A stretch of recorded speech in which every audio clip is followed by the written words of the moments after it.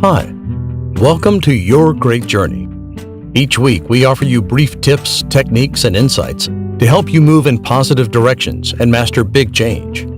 For more information, please visit yourgreatjourney.com. Your Great Journey is brought to you by audiobook publisher Wetware Media.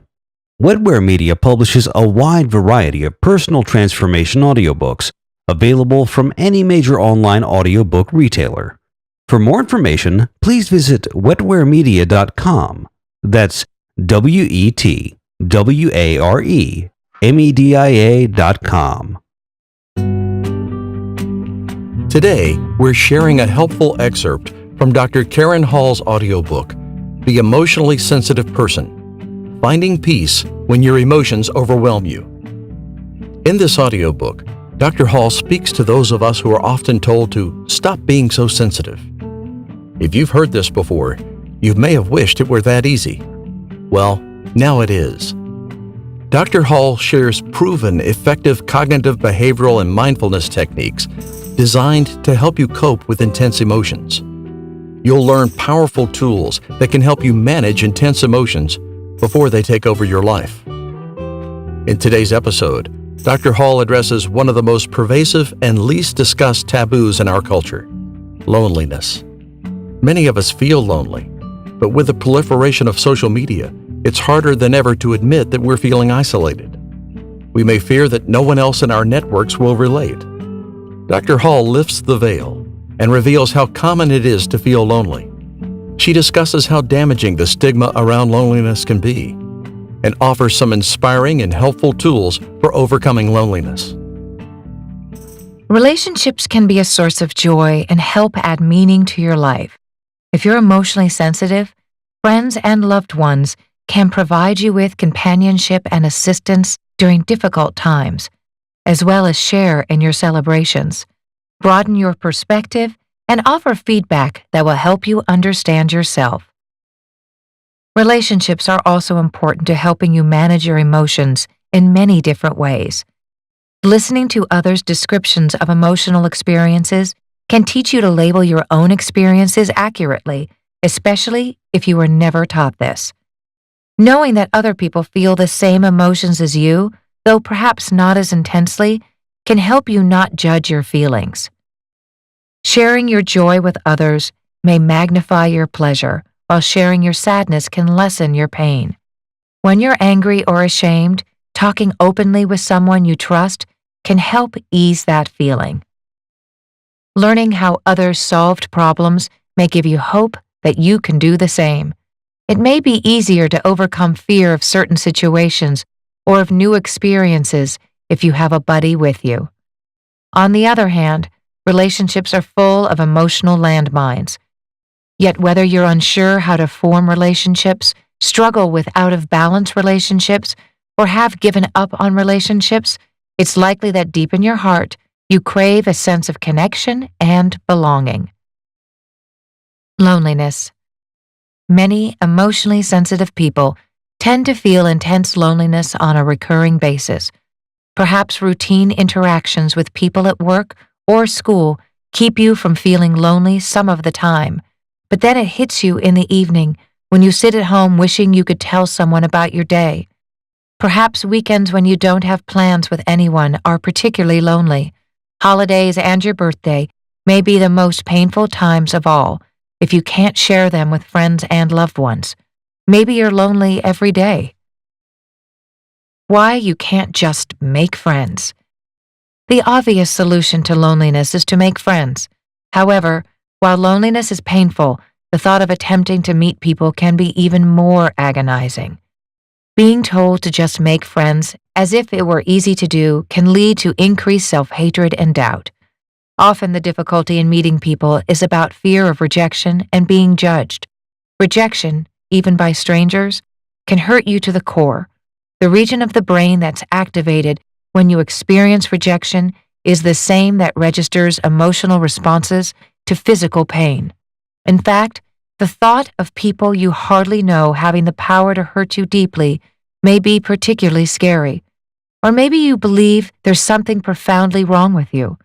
Perhaps that you're basically unlovable, and that this flaw is obvious to others. You wouldn't want to risk the pain of having that belief confirmed by being shunned. You may also be afraid that you'll be seen as weird, an outcast, or troubled, even dangerous, because you have few or no friends. Plenty of people are lonely. Part of loneliness is thinking you're the only one who feels that way. Actually, many people suffer from loneliness. Even though you may feel the pain of loneliness more intensely and more often than others, everyone feels lonely sometimes. There may be an evolutionary reason that loneliness is such a common feeling. It prompts you to pay attention to relationships, which until relatively recently in human history were critical for survival. While being a member of a tribe is no longer necessary for our physical well-being, the fact is that having friends and feeling as that we belong to a community still enhances our emotional health. The consequences of loneliness. The consequences of chronic loneliness are significant. If you're frequently lonely, your difficulties in life will seem worse, and your joys will be minimized. If you already struggle to cope with difficult emotions, loneliness can add significantly to your emotional distress. In addition to the emotional pain, chronic loneliness impairs your concentration and attention and contributes to premature aging and even death. Examining the causes of your loneliness. Just as loneliness can be painful, so can relationships, as anyone who has fought with a friend or suffered a breakup knows. Thus, deciding how to deal with loneliness requires careful thought. Maybe you think that being lonely is preferable to risking friendships. Before you decide that's your best option, though, ask yourself whether your decision to not connect with others is based on fear, such as fear of others criticizing you, rather than your true preferences. If it's fear-based, it may be blocking you from living a life that's consistent with your values. Taking action to build relationships may be one more way to live a values-based life, and thereby reduce your emotional distress. Think about what else may be preventing you from building relationships. Is it a judgmental belief, such as that you're basically unlikable, or that people are out to hurt you? If so, remember that judgments typically represent inaccurate overgeneralizations. If you're open to a different view, you can probably find evidence in your life that contradicts that belief. For example, while people may have purposefully hurt you, it's probably not true of everyone in your life. Very likely, only some people have behaved in ways that hurt you, either intentionally or unintentionally. Remember, too, that there are all different kinds of people. If one person wasn't a good friend to you, another may be. If you weren't a good friend to someone, keep in mind that your future behavior doesn't have to be the same. Finally, maybe your decision to stay lonely is based on problems you can resolve. If you don't have the social skills needed to make friends, for example, it might help to take a class or talk to a therapist. If you're hypersensitive to routine comments, then learning ways to cope with the give and take of friendly conversations might be the answer. If you've typically chosen to have relationships with verbally abusive people, then you may need to learn how to choose friends who are respectful to you. If you're not willing to work on friendships because you don't have the energy or care enough about yourself, then seeking treatment for depression might be called for. Understanding what you have to overcome in order to meet people and build friendships will help you make an informed decision about whether you're ready to start the process. If you're not willing to work on relationships, you can still learn to not judge yourself for being lonely, as well as build other kinds of meaningful connections to minimize the pain of the loneliness you experience. Stop judging your loneliness. When you're lonely, you may have judgmental thoughts, such as, I don't have any friends to hang out with, I'm such a loser. As you know from Chapter 6, judging yourself in this way adds to your emotional discomfort and makes coping with a tough situation even more difficult. Letting go of such judgments won't take away all the pain of loneliness, but it'll help significantly. Accept your loneliness as a fact, but only a part of your life. Like a spot in your yard where the grass doesn't grow as thickly, you'd prefer to have your lawn be lush all over. But having a sparse patch doesn't mean you can't have an attractive yard. In the same way, having loneliness doesn't mean you can't lead a contented life. You can focus on other ways to enhance your life, such as those discussed next. If you don't accept the loneliness that's there or work on changing it, then you'll continue to suffer. Alternate ways to experience a sense of connection. You can connect to life through activities you enjoy, which may be as simple as gardening, reading, or taking walks. Try to do these things mindfully. Total absorption in an activity will help create a sense of belonging and connectedness. If you find your thoughts wandering or find yourself making judgments, like, "I'm a loser, these plants will never grow, and this won't make a difference anyway," which is normal, simply redirect your attention to the activity at hand. Be mindful of the physical sensations involved in whatever you're doing. For example, if you're gardening, then completely focus on the feel of the earth, the smells, and the breeze on your face. The more you focus on the activity and let go of judgmental thoughts, the more enjoyable and rewarding the experience will be. Immerse yourself in creative activities. Paint, write, cook, create photos or films, decorate, play music, arrange flowers, or spend time in art museums. Do whatever is your creative passion. An artistic connection can lead to feeling more alive and part of the world. Some people experience a sense of connection through dedication to a cause or providing service to others. Your cause may be related to the work you do, but not necessarily. Perhaps you want to feed the hungry or work for human rights. Find a way to be involved in making a difference. Watch for the extreme thinking that can stop you from even getting started with this, such as, "This problem is too big." Making one small difference is enough.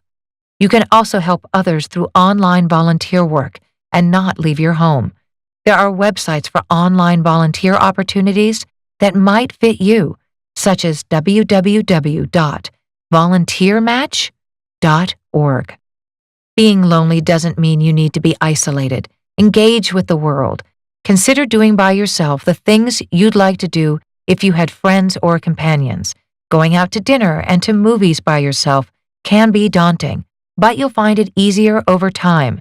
As discussed in Chapter 1, emotionally sensitive people often feel a connection to the world through nature. Go to a park or lake or walk in an arboretum. Studying history is a way to gain a sense of connection with the past. Traveling to historic places, such as walking down the same road Cleopatra is believed to have walked, or visiting sites of the early American colonies, can enhance that sense of being a part of humanity. Working with your own family history and genealogy can form an even more personal connection to past and present generations. Understanding your ancestry may help you learn more about yourself. Consider focusing on your spirituality. Whatever your beliefs, being in touch with a higher power can be comforting. A sense of greater meaning carries with it a sense of connection. Pets can be wonderful companions. Maybe you'd like to adopt a cat or dog.